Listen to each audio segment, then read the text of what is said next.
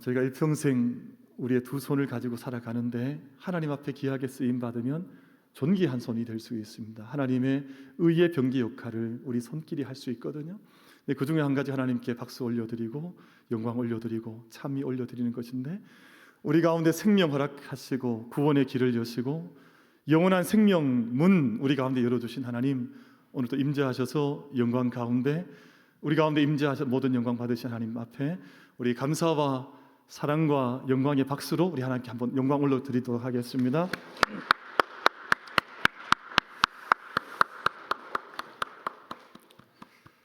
그럼 저희가 일평생 이 손으로 일을 다 하거든요. 이 손으로 우리 인생을 살아갑니다. 저희가 이 손으로 밥을 먹기도 하고 수많은 일들을 하기도 하고 감당해 나가는데, 그럼 이 손이 늘 거룩함의 손길이 될 수 있도록 간절한 마음으로 하나님께 의탁하는 것이 참 중요합니다. 어떤 이들은 이 손으로 죄를 짓습니다. 손으로 악을 행하고 손에 피를 묻히고 손으로 죄를 범하는데, 우리의 믿음의 사람들은 손으로 하나님의 의의 병기 역할을 할 수 있도록 우리의 손을 주님 손 위에 올려드리고, 우리 찬양 올려드린 바처럼 늘 주님의 손에 온전히 잇대어지는 우리의 복된 손길이 되어질 수 있기를 주님의 이름으로 축복합니다. 그러려면 저희가 성령의 충만함을 받는 길 외에 다른 길은 없습니다. 성령의 사람 되고 성령의 충만함을 덧입고 하나님의 영에 온전히 깨달아지고 충만함을 덧입을 때 순종의 삶을 살게 되는데, 우리 만민의 모든 가족들이 언제나 성령의 충만한 주의 백성들로 복된 삶을 걸어가시게 되기를 주님의 이름으로 축복합니다. 우리 자유 계신 분 한번 인사하겠습니다. 성령의 사람이 되시기를 축복합니다. 서로 인사하겠습니다. 성령의 사람이 되시기를 축복합니다. 우리 가정에서도 함께 인사해 주시고요. 성령의 사람이 되시기를 축복합니다. 서부전선 이상 없다라고 하는 유명한 작품이 있는데요, 1916년 18살의 학생의 나이로 징집당해서 전쟁에 나갔던 에리히 마리아 레마르크라고 하는 작가에 의해서 발표되었던 작품이 서부전선 이상 없다라고 하는 작품입니다. 여러분, 레마르크라고 하는 이 젊은 청년이 18살의 학생 때였었는데요, 징집을 당했습니다. 전쟁에 나간 지 일주일 만에 부상을 입고 군 복무를 하는 약 2년여간 동안 수많은 전쟁의 부상을 입어서 고통스러운 군 생활을 감당을 했습니다. 5번이나 사선을 넘나드는 부상을 당했는데, 그 경험을 바탕으로 전쟁이 얼마나 참혹한지, 또 전쟁에서 죽어나가는 생명이 얼마나 허무하고 덧없는 것인지를 밝혀서 이제 반전 문학으로서 기념비적인 작품으로 기억되는 책이 바로 서부전선 이상 없다라고 하는 이 작품입니다. 이 책에 주인공이 등장을 하는데요, 이 책이 저자는 레마르크지만 자기 자신을 투영을 해서 투사를 해서 이 작품을 짓는데, 주인공의 이름은 파울 보이머라고 하는 이름이에요. 파울은 우리말로 하면 우리 바울입니다. 바울. 근데 발음을 독일 발음으로 해서 파울 보이머라고 하는 주인공이 등장을 하는데, 당시 담임 선생님에 의해서 전쟁을 참여를 독촉받습니다. 그런 오영 선생님들이 있잖아요. 아이들을 전쟁에 내몰고 네가 전쟁에 나가야, 너희들이 전쟁에 나가야 우리 민족이 위대한 민족이 될 수 있다라고 해서 전쟁을 일으키고 또 전쟁을 정당화하고 전쟁에 등을 떠미는 선생이 있었는데, 작품 속에 칸토레크라고 하는 이름으로 담임 선생의 이름이 등장을 하고 있습니다. 주인공 보이머와 함께 7명의 친구가 전쟁에 나가는데요, 단 10일 동안 훈련을 받습니다. 여러분, 요즘도 우리 청년들, 우리 자녀들 군에 입대하면 먼저 훈련 기간을 거치는데 10일 동안 훈련 받은 것은 아무 훈련을 받지 않았다는 말과 진배 없습니다.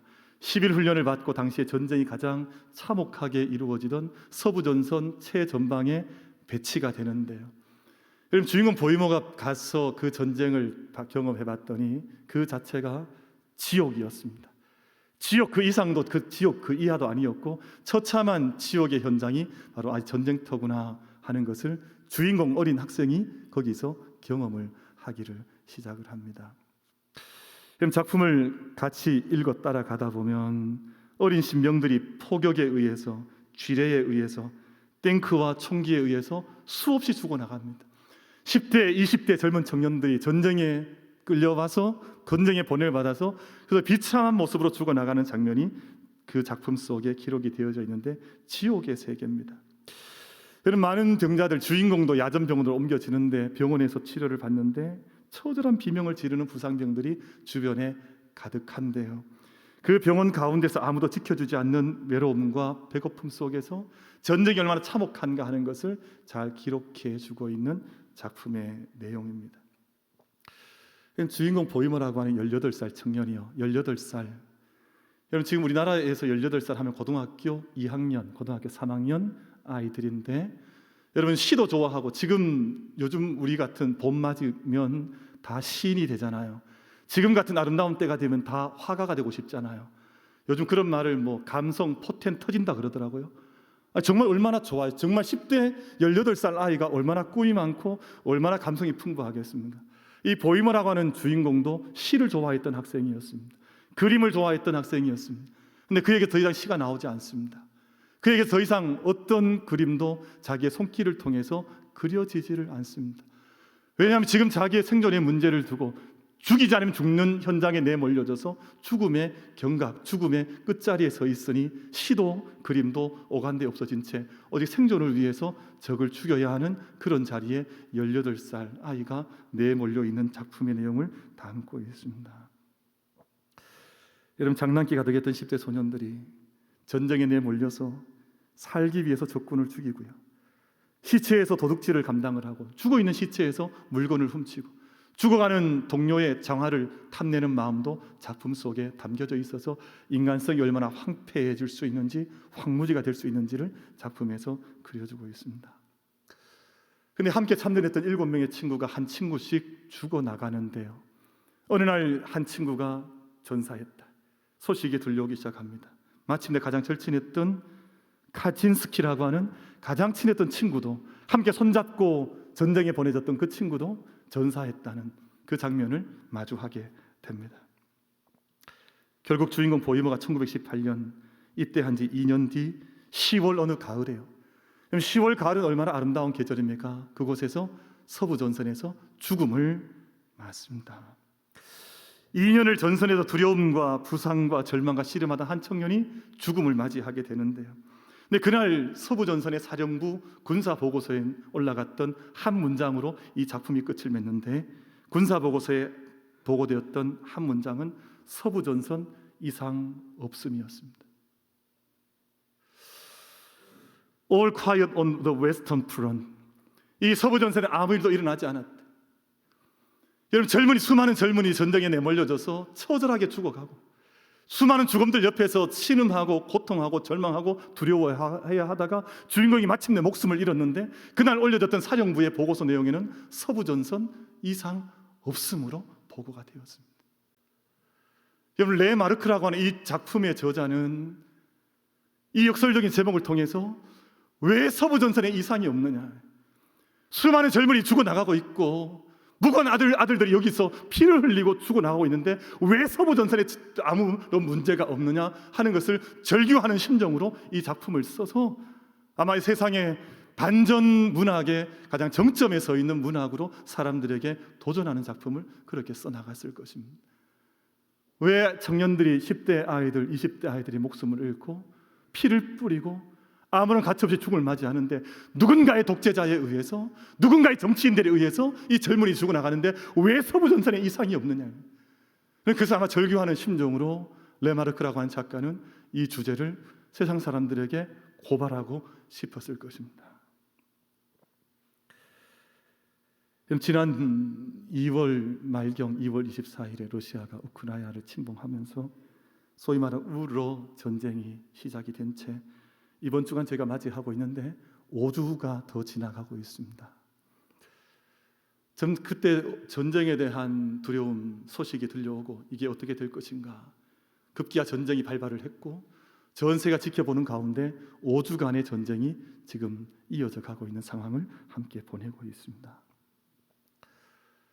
근데 이 참 안타깝고 고통스러운 사건 속에서도 참 다행한 것 한 가지가 있는데요, 감사한 것 한 가지가 있는데, 러시아가 참 전쟁을 못해요. 이게 다행이에요. 이게 감사한 거예요. 저희가 처음에 키우에 이제 침범을 하면 이제 뭐 며칠 만에, 뭐 일주일, 며칠 만에 키이우가 이제 뭐 함락을 하고 우크라이나가 완전히 삼킨바지라 생각했는데 지금 보니까요, 러시아의 진면목이 다 드러나는데 얼마나 엉뚱한 나라인지, 얼마나 참담한 독재자인지, 얼마나 문제가 많은 국가인지, 인생들인지 적나라하게 이 전쟁을 통해서 온 세계에 타전이 되어지고 있습니다.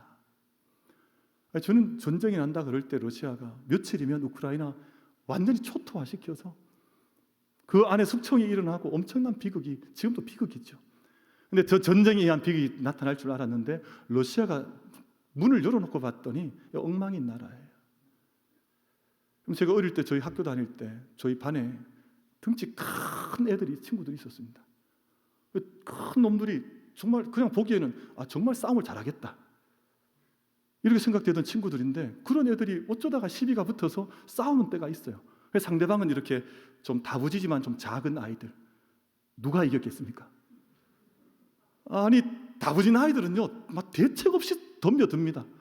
이게 막 대책이 없어요. 막 그러니까 근데 큰 애들은 뭐 이렇게 휘둘러도 다 맞아, 몸이 다 방패예요. 이게 뭐 늘 맞고 뭐 차이고, 덩치가 저렇게 크니까 힘이 세니까 이기겠지 했는데 걔가 형편없이 져버리고 뭐 그런 일들을 많이 봤는데, 아마 지금도 그런 양상이 벌어지고 있는 것 같아서 러시아에 대한 하나님의 손길, 하나님의 역사의 주관하심이 이번 이 전쟁을 통해서 하나님의 공의가 어떻게 펼쳐지는지를 우리 가운데 보여주셔야 된다 하는 기도의 제목을 가지고 있어서 이 시간들을 함께 지나가고 있습니다.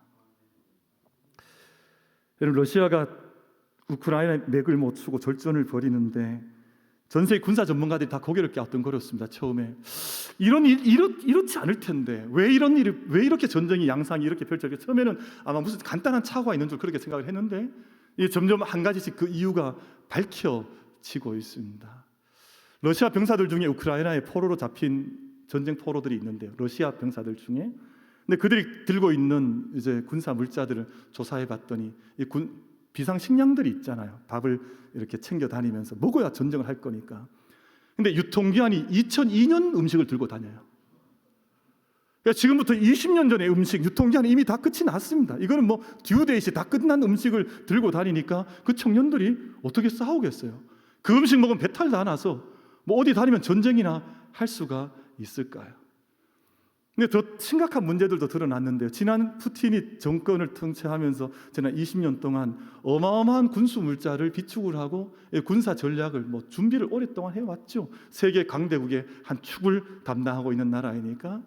근데 밝혀진 바에 따르면 지금 계속 전 세계 서방 세계 타전되어지는 뉴스를 가만히 귀 기울여 보면 지금까지 축적했던 군부의 물자가 누구한테로 다 들어갔냐면 이 별자리들, 장성들의 요트 아시죠?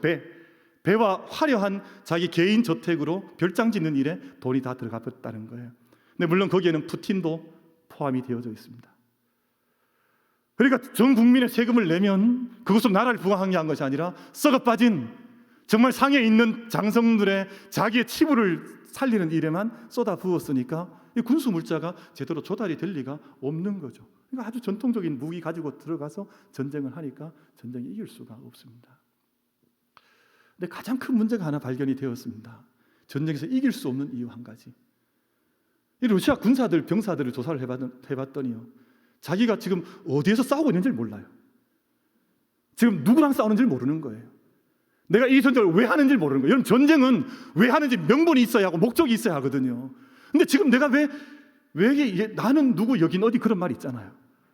나는 여기에 왜 와 있지? 자기는 훈련인 줄 알고 나왔는데 와서 봤더니 우크라이나에 와 있는 거예요. 전쟁을 자기가 여기 왜 와 있는지, 왜 싸워야 하는지, 누구를 대상으로 싸우는지 알질 못하니 그 전쟁을 어떻게 이길 수가 있겠습니까? 지난주에 참 어처구니 없는 일이 있었는데, 러시아 기갑부대 몰고 있는 병사 하나가 이 탱크를 몰고 우크라이나에 투항을 했습니다. 그리고 1,200만 원에 팔아버렸습니다. 이런 일이 벌어지면 어떻게 전쟁에 이길 수가 있겠습니까? 이미 전쟁은 결판이 난 거죠. 수많은 병사들 중에 자기 고국으로 돌아가기 위해서 자기 다리에 스스로 총을 쏘아서 후방으로 이제 후송되고자 하는 병사들이 속출하고 있습니다. 어떻게 이 전쟁을 이길 수가 있겠습니까? 한 기갑 부대는 이제 전투에 나가려고 러시아 기갑 부대가 전투 이제 출전을 하려고 시동을 켜보니까 탱크가 시동이 안 걸리는 거예요. 이게 어찌 된 일인가 봤더니 엔진을 빼내서 팔아버렸어요. 이런 일이 벌어지는 군대가 어떻게 전쟁에 승리할 수가 있겠어요? 그러니까 사람들이 이런 걸 잘 몰랐던 거죠. 이 군대를 포템킨 군대라 그러거든요. 외형은 번듯한데 속은 썩어 있는. 그 외형은 정말 화려한 굳건한 군사인 것 같지만 속은 전혀 들여다봤더니 전혀 군답지 않은 모습으로 러시아가 전쟁을 벌였으니까. 근데 아마 푸틴은 이 모든 것 잘 갖춰져 있다 생각을 했고 일주일이면 전쟁 끝이 난다 생각했지만 지금 오히려 키우에서 도리어 퇴각하고 있는 일이 며칠 전에부터 시작이 되었으니까 하나님께 이 전쟁을 하나님의 공의가 나타날 수 있도록 계속해서 기도하는 것이 중요할 것이라 그렇게 생각을 하는 것입니다. 사랑하는 성도 여러분, 우리가 서부전선 이상 없다 이런 말을 해서는 안 됩니다. 여러분, 지금 우크라이나가 전쟁에 빠졌는데요. 여러분, 우크라이나는 전 세계 곡창지대의 3분의 1을 차지하는 나라거든요. 지금은 당장은 아마 문제가 없을 것처럼 보이지만 1년 지나고 2년 지나면 지금 우크라이나에서 파종을 해야 될 시기거든요. 지금 그 곡창지대에 파종이 이루어져야 전 세계에 곡물이 나가고 밀이 수출이 되고 음식이 전 세계로 나가서 사람도 먹고 살고 동물들도 지금 먹고 살 터인데 지금 당장은 문제가 없을지도 모르지만 이제 1년 지나고 2년 지나면 전 세계 기아에 죽는 사람들, 아사자들이 속출하게 될 겁니다. 왜냐하면 거기서 식물이 자라지 않는데 어떻게 문제가 우리한테는 없다고 생각할 수가 있겠어요? 아마 우리 경제 대국 같은 우리 한국도 경제가 좋으니까 얼마가 버틸 수 있을지 모르지만 남미에 있는 나라들, 아프리카에 있는 그 가난한 백성들, 아시아에 있는 가난한 사람들은 이제 1년, 2년 지나고 나면 그 여파, 그 파급을 실제로 몸으로 받으면서 굶어 죽는 이들, 병드는 이들이 속출할 것이어서 서부전선 이상 없다 이런 말을 할 수가 없습니다. 제가 지난주에 설교했던 설교 가운데 해밍웨이를 좀 소개를 드렸었는데요. 해밍웨이의 작품 가운데 누구를 위하여 종을 울리나 아마 우리가 다 잘 알고 계실 터인데 여러분 이 해밍웨이의 작품 가운데 종이라고 하는 이 종은요. 여러분 이 종은 우리가 흔히 이야기하면 학교에서 울려 퍼지는 종 뭐 그런 종이 아닙니다. 죽은 망자를 위하여 울리는 조종을 의미를 하거든요. 그러니까 저 멀리에서 어떤 종소리가 들리는데 저것은 누구를 위하여서 울리는 종일까라고 하는 의미를 담고 있습니다. 그런데 원래는 이 해밍웨이의 작품이 아니고요. 이 해밍웨이의 표현이 아니라 존 던이라고 하는 영국의 시인이요. 영국의 한 사제의 시 속에, 기도시 속에 나오는 표현인데 그것을 해밍웨이가 차용을 하여서 자기 작품의 주제로 삼았습니다. 제목으로 삼았습니다. 누구를 위하여 종을 울리나. 근데 그 작품 속에 어떤 표현이 있냐 하면요. 이런 글이 담겨져 있습니다. 누구를 위하여 종을 울리나 알아보려고 사람을 보내지 말아라. 그 종은 바로 그대를 위하여 울리는 것이니. 지금 누군가가 죽어나가면 그 사람이 누가 죽었는가 가서 보지 말라는 것입니다. 왜냐하면 너도, 당신도 그 종소리를 듣고 있는 너도 그 죽음과 반드시 연관이 있는 사람이니 누구를 위하여 종을 울리는지 묻지 말고 네 자신이 어떤 모습으로 서 있는지를 봐야 하지 않겠느냐. 존 던의 시에는 그런 의미가 내포가 되어져 있습니다. 여러분 지금 저 수백 마리의 벌꿀들이 한순간에 사라져버리고 여러분 이상한 3월달에 막 꽃이 지금 3월달에 눈이 폭설이 쏟아지기도 하고 정말 이루어질 수 없는 일들이 이 땅 가운데 많이 이루어지고 전쟁이 벌어지고 이런데 서부전선 이상 없다라고 나는 매일같이 무덤덤한 보고를 올리는 그런 자들이 아니라 믿음 가운데 저희가 온전히 깨어있고 생명의 세계에 온전히 눈을 떠서 생명의 길, 하나님의 섭리, 하나님의 뜻을 함께 살펴나가면서 믿음의 걸음과 믿음의 정도를 함께 걸어나갈 수 있는 우리 만민 가족들, 우리 믿음의 하나님 백성들이 될 수 있게 되기를 주님의 이름으로 축복합니다. 여러분 하나님 이 땅에 사람들을 보내실 때 저희를 불러주시고 선택하시고 저희를 이 땅 가운데 하나님 구원을 주실 때에는 무의미하게 이 땅을 살도록 우리의 두 손으로 죄를 짓고 의의 불의의 병기가 되어지고 이 땅에 그렇게 살도록 우리를 부르신 것이 절대 아닙니다. 우리의 삶 전체를 통하여서 우리의 손길을 통하여서 하나님의 뜻을 이루어 나가는 귀한 존귀한 인생을 살 수 있도록 생명의 세계를 살고 하나님 나라를 예견하고 예표하면서 이 땅에 삶을 살도록 우리 가운데 이 땅을 보내주신 것이지 우리가 전쟁 일으키고 죄를 짓고 악을 범하고 회개하지도 않고 어둠 가운데 빠져있는 인생을 살다 가도록 우리를 이 땅 가운데 보내주신 것이 절대 아닙니다. 저는 참 무익한 인생들도 많이 만나봤습니다. 저는 아직 짧은 인생을 살고 있지만 살아오면서요, 참 인생을 왜 저렇게만 살아야 될까 정말 탄식하게 하는 장면의 모습들도 참 많이 봤습니다. 여러분, 교회로 저희가 모이고 우리가 일꾼이 되어지면 하나님 아름답게 섬겨드리고 주님의 뜻 이루고 우리에게 주신 축복과 사명을 따라서 우리의 손길이 복된 손길 되어서 생명을 살리고 선교하고 전도하고 돕는 손길로 우리를 불러주시고 직분도 주시고 구원의 길을 은총을 주신 것 아니겠어요?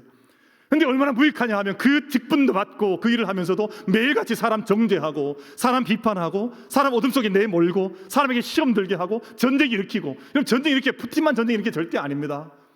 이 땅의 모든 사람들도 영적인 어둠에 빠지게 되면 늘 어둠 속에서 죄악 가운데 살면서 자기가 무엇을 하고 있는지 알지 못한 채 그렇게 살아가는 전쟁 같은 인생이 얼마나 많은데요. 그럼 저도 옛날에 제가 젊을 때 봤습니다. 교회 직분 참 어른인데 매일같이 교회 안에서 어둠만 일으키는 거예요. 저는 우리 만민교회 그런 어른이 안 계셔서 참 감사한데요. 참 이상히 마음이 많이 아팠습니다. 왜 인생을 저렇게 사실까? 근데 결국은 돌아가시더라고요. 그게 너무 가슴이 아팠습니다. 아니, 저렇게 귀하게 걸어가는데 정말 저 삶과 생명으로 복된 일을 하고 복을 전하고 하나님 생명의 일을 살아가면서 가면 얼마나 하나님께서 그 삶 전체를 다 받아주실 터인데 왜 저렇게 살아봐야 할까?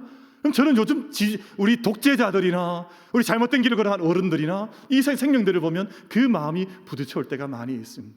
여러분, 그래서 저희가 오늘 나의 믿음의 전선을 점검해 보셔야 합니다. 나는 무엇을 위해서 싸우는지, 어디에서 싸우고 있는지, 나의 전황은 어떠한지 전혀 알지 못한 채 마치 러시아 청년들처럼 왜 싸워야 되는지 지금 러시아 여러분 60% 70%가 전쟁에 찬성한다 그러거든요. 그럼 집단 어리석음에 빠져 있습니다. 집단 어둠 속에 빠져 있으니까 그럼 저희가 이런 생명을 살지 말고요, 정말 저희가 늘 기도하고 주님 앞에 깨어져 있어서 정말 복된 인생을, 정말 복된 길을 함께 열어나갈 수 있는 이 나라와 이 민족이 될 수 있도록 주의 공동체가 되고 믿음의 백성들이 될 수 있도록 함께 기도하며 나아갈 수 있는 우리 모두가 될 수 있게 되기를 주님의 이름으로 축복합니다.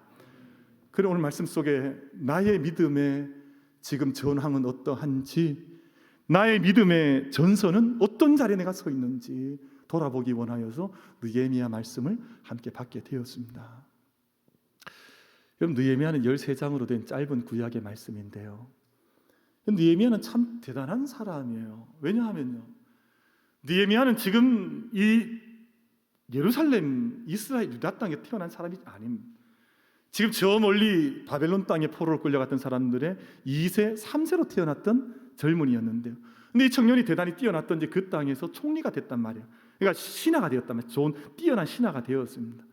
근데 지금 이게 전쟁이 나버리고 성은 다 무너져 내리고 성문이 다 불타버리고 지금 그 땅은 수많은 대적들에 의해서 땅이 황폐화되었다는 것을 듣고는 그 먼 거리를 달려와서 지금 믿음의 전선을 펼쳐가고 있는 이가 바로 느헤미야라고 하는 사람이거든요. 근데 그가 어떻게 해서 이 모든 길들을 걸어가면서 지금 모든 성이 몰락해버리고만 이곳을 위해서 믿음의 전선을 펼쳐나가고 있는지 기록하고 있는 구약의 말씀이 바로 느헤미야서에 기록이 되어져 있습니다. 세 가지 말씀을 좀 짧게 드리고 우리 각자의 믿음의 전선을 살피고 전황을 살펴보려고 하는데요, 여러분, 느헤미야라고 하는 한 사람은 아까 말씀을 드린 것처럼 왕에게 신임받던 바벨론 땅의 그 메소포타미아 지역의 절대 권력자의 신임받던 신하였습니다. 근데 여러분, 지금 느헤미야가 전쟁을 펼치면서 그 왕을 의지하지 않습니다. 사람을 의지하지 않습니다. 그의 물자와 그의 어떤 공세와 그의 어떤 배경을 의지하지 않습니다. 느헤미야는 사람을 의지하지 않았어요. 아마 사람 의지했다면 그가 주는 비행기, 그가 주는 탱크, 그가 주는 전략 무기를 가지고 들어왔겠지만 느헤미야는 그렇게 자기 고국으로 돌아오지 않았습니다. 느헤미야서를 가만히 읽어보면 느헤미야가 무엇을 의지하였는지 잘 기록이 되어져 있습니다. 여러분, 느헤미야서 2장 8절 말씀, 그리고 이어지는 느헤미야서 2장 18절 말씀 어간을 보면 느헤미야는 계속해서 고백하는 한마디가 있는데요, 여호와의 선한 손길로, 이 말을 해요. 하나님의 선한 손길이 나와 함께 있다. 여러분, 제가 말씀을 좀 읽어드릴까요? 2장 8절 말씀, 내 하나님의 선한 손이 나를 도우심으로. 지금은 메소포타미아의 바벨론의 왕이 나를 도왔다 이런 말을 하지 않습니다. 그가 내가 너를 위해서 무엇을 할까 할 때 모든 걸 다 거절해 버리거든. 사람의 도움을 받지 않습니다. 그 대신에 이 모든 역사의 주인 되신 하나님의 선한 손길이 나와 함께하고 있다고 하는 것을 분명하게 고백하면서 이 점세에 나아가서 이 전장에 나아가서 자기의 싸움을 싸워나가는데요. 2장 18절 말씀은 이렇게 기록하고 있습니다. 또 그들에게 하나님의 선한 손이 나를 도우신 일과 왕이 내게 이런 말씀을 전하였더니 그들의 말이 일어나 건축하자 하고 모두 힘을 내어 이 선한 일을 하려 했다라고 기록하고 있습니다. 그러니까 지금 느헤미야가 전쟁에 나갈 때 자기 마음속에 확증했던 것은 역사의 주인이신 하나님, 이 전쟁을 주관하신 하나님께서 그의 선한 손길로 나와 함께 하시어서 이 모든 것을 섭리해 나가서 지금 비록 땅은 황폐해졌을지 모르지만 이 모든 황폐한 땅에서 하나님께서 우리를 인도하신다고 하는 그 확증의 마음을 붙들고 이 전쟁에 나아가는 모습을 보여주고 있습니다. 여러분, 저희가 읽으셨던 말씀 가운데 20절 말씀을 좀 보겠습니다. 이 말씀은 함께 보셔서 합독하셔서 말씀 받기를 원하는데요. 우리 20절 말씀 같이 한번 읽겠습니다. 4장 20절입니다. 시작. 너희는 어디서든지 나팔 소리를 듣거든 그리로 모여서 우리에게로 나오라. 우리 하나님이 우리를 위하여 싸우시리라 하였느니라. 아멘. 우리 하나님이 우리를 위하여 싸우시리라. 우리 하나님이 우리를 위하여 싸우시리라. 이 말씀을 우리 마음판에 새기고 하나님께서 이 모든 역사에 황무지한 인간의 죄악들과 탐욕에 의해서 무너져버린 세상이지만 이 믿음을 붙들고 하나님을 의지하는 사람들을 통해서 지금도 싸우고 계신 것을 믿고 하나님이 우리를 위하여 싸우시리라, 이 말씀 고백할 수 있는 우리의 마음의 신비에 마음판에 새길 수 있는 우리 모든 예배자들 되시기를 주님의 이름으로 축복합니다. 우리 따라하겠습니다. 하나님이 우리를 위하여 싸우시리라. 아멘. 여러분, 느헤미야가 가지고 있었던 믿음이 이것이었습니다. 그럼 그렇게 생각하면요, 그럼 우리는 우리 목사님 아무것도 싸우지 않아도 되는 것입니까? 느헤미야서는 그런 말이 없습니다. 하나님이 우리를 인도하시는 것을 확실히 믿었지만 내가 할 수 있는 최선을 다했습니다. 내가 무엇을 해야 할지 정말 자기 삶을 깨우치고 깨쳐서 일어나서 자기가 감당할 수 있는 모든 것을 다 했습니다. 세상에서 가장 게으른 사람이 기도만 하고 움직이지 않는 사람이에요. 기도하는데 움직이지 않는 거예요. 제가 어떤 글을 읽어보니까 그런 글이 있더라고요. 다 기억이 나진 않지만 하루에 막 10시간씩 기도하는, 정말 기도 많이 하는 사람이 있는데요. 근데 기도를 그렇게 많이 하는데 아내도 떠나가고 자식도 떠나가고 어느 날 그러다가 죽어버렸습니다. 근데 그 동생이 집안에 사촌인가 동생이 있었는데 이 사람은 기도 별로 하지 않아요. 근데 참 복되게 사는 거예요. 아내도 같이 또 자식들도 같이 처자식들이 행복하게 사는 거예요. 그래서 이 죽은 사람이 너무너무 억울할 거 아니에요. 하나님 앞에 가서 하나님, 제가 그렇게 기도를 열심히 했는데 왜 저는 이렇게 살고 저 사람은 저렇게 삽니까? 그때 하나님 그런 말씀 하시더래요. 나도 네 때문에 힘들었다. 아니 그 친구, 네 사촌 동생은 그 시간에 자기 아내를 사랑하고 또 자기 자식들을 위해서 땀 흘리고 하는데 너는 매일같이 10시간씩 기도한다고 아무것도 하지 않지 않았느냐. 그런데 내가 너를 지켜보는 나도 힘들었다. 그런데 느헤미야는 그런 삶을 살지 않았습니다. 처음부터 하나님을 열심히 신실하게 의지했지만 정말 의지를 많이 했는데, 하나님을 의지했는데, 여러분 제가 오늘 읽으셨던 14절 말씀 한번 보시겠어요? 4장 14절인데 느헤미야가 어떻게 싸워나갔는지 아주 분명하게 기록이 되어져 있습니다. 우리 함께 이 말씀 한번 합독해서 같이 말씀 받겠습니다. 시작. 내가 돌아본 후에 일어나서 귀족들과 민장들과 남은 백성에게 말하기를 너는 그들을 두려워하지 말고 지극히 크시고 두려우신 주를 기억하고 너희 형제와 자녀와 아내와 집을 위하여 싸우라 하였느니라. 목적이 분명하지 않아요. 너희 형제와 자녀들과 너희 집과 아내를 위하여 내가 싸워야 하지 않겠느냐. 정말 믿음의 선한 싸움 이렇게 싸워 나가는 것인데요. 목적이 분명하고 하나님께서 이제는 사람을 두려워하지 하는 것이 아니라 정말 두려워해야 할 하나님을 정말 두려워하면서 우리 믿음의 전선을 온전히 밝히면서 나아갈 때 왜 하나님께서 이 싸움에 은총을 더하지 않겠느냐 하는 것이 오늘 느헤미야의 말씀으로 우리 가운데 하나님께서 말씀해 주시고 있습니다. 여러분 오늘 말씀을 보면 정말 처절하게 싸워 나갑니다. 여러분 17절 말씀 보면 한 손으로는 일을 하고 한 손에는 병기를 잡고 18절 말씀을 건축하는 자들이 각각 허리에 칼을 차고 건축하고. 여러분 건축할 때 뭐 주변에 차고 있으면 이게 불편해서 건축이 되겠습니까? 근데 이 모든 전쟁에 나가야 하니까 정말 주경야독하듯이 낮에도 밤에도 끼어 있어서 이 모든 전쟁을 감당하면서 허물어진 황무하게 된 성을 건축하는 일에 함께 힘을 모아서 온 백성들이 나서서 이 싸움을 싸워간다는 것입니다. 여러분 근데 참 놀라운 느헤미야서의 특징이 한 가지가 있습니다. 제가 말씀을 드린 대로 아까 느헤미야서가 몇 장으로 기록되었다 그랬습니까? 아까 제가 기억이 안 나십니까? 아까 제가 말씀을 드렸던 것 같은데 13장으로 기억이 되어져 있습니다. 13장이 기록이 되어져 있는데 특이한 것이 있어요. 뭐냐 하면요 3장, 7장, 10장, 11장, 12장 5장이 사람의 이름으로 채워져 있습니다. 여러분 3장 말씀에는 성전을 함께 이 성벽을 건축하는 모든 사람들의 이름이 한 사람 한 사람 거기에 기록이 되어져 있습니다.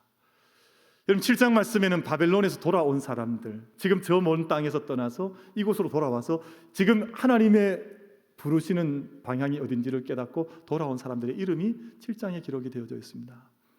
10장 말씀에는 믿음으로 내가 살겠노라고 자기 자신의 삶을 말씀 위에 세우겠다 약속한 사람들, 믿음으로 이제는 이 성 가운데에서 믿음으로 살겠습니다 한 사람들이 거기 기록이 되어져 있습니다. 여러분 11장 말씀에는 이제 내가 예루살렘 성 안에 집을 짓고 살겠습니다, 내가 이 성을 지켜나가겠습니다라고 다짐했던 사람들의 이름이 또 거기에 기록이 되어져 있습니다. 그리고 12장 말씀에는 당시의 제사장과 레위 사람들의 이름이 기록이 되어져 있습니다. 세상이 얼마나 악한지 몰라요. 지금 우크라이나 우리가 전황을 들어보면 그 우크라이나 그 넓은 곡창지대에 황폐화된 지금 밭에 옥수수 밭에 시신이 뒹굴고 있는데 러시아 병사들의 시신이 나뒹굴고 있습니다. 푸틴이 그 청년들을 기억할까요? 이 세상의 악한 영에 사로잡힌 인생들이 그 한 생명을 기억할까요? 아마 그들에게는 매일같이 서부전선 이상 없다라는 보고가 올라갈 것입니다. 그러나 하나님이 그렇지 않으세요. 여러분 저희는 믿음의 삶을 살아가다 보면 하나님이 마치 나를 잊고 계신 것 같은 생각을 할 때가 많이 있죠. 그러나 절대 그렇지 않습니다. 하나님께서 오늘 13장으로 된 느헤미야 말씀을 통해서 한 사람 한 사람, 성벽을 짓는 사람, 예루살렘으로 돌아온 사람, 믿음을 살겠다고 결단한 사람, 예루살렘 성안을 떠나지 않겠다고 결단한 사람, 그리고 제사장적인 삶을 간다는 그 사람들의 이름을 한 사람 한 사람 새겨가면서 이 느헤미야서에 새겨 놓으신 것은 오늘 믿음의 선한 싸움을 자기의 믿음의 전선을 펼쳐나가면서 그 싸움을 하나님 앞에서 살겠습니다라고 하는 사람들 한 사람도 잊지 않으시고 하나님께서 그 사람을 기억한다라고 하는 약속의 말씀으로 이 말씀 우리 가운데 주신 줄로 믿습니다. 저희들이 이 땅 가운데 살아가면서요 정말 이 하나님과 함께 믿음의 삶을 살아가는 동안 우리가 믿음의 선한 전선이 우리 가운데 있을 때 세상의 불의의 병기가 되어서 세상이 악한 싸움을 하는 자들이 아니라 정말 참으로 의의 병기가 되어지고 선한 병기가 되어져서 주님의 일을 위해서 선한 싸움 감당해 나갈 수 있는 우리 모두가 될 수 있게 되기를 주님의 이름으로 축복합니다. 저희가 모두 다 함께 승리자가 되어서 하나님 선한 손길 의지했던 느헤미야처럼 주의 선한 손길 의지하고 주님 주신 모든 선한 싸움의 전선 가운데에서 넉넉히 주의 이름 선포하고 그 이름 믿음 가운데 의지하면서 승리의 길을 걸어갈 수 있는 우리 모든 만민 가족들 예배자들 다 되시기를 주님의 이름으로 축복합니다.